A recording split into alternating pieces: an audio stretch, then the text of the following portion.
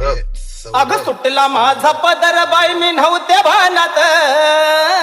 अग सुटला माझा पदर बाई मी नव्हते भानात,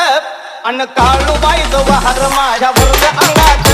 अन काळूबाईच वाहर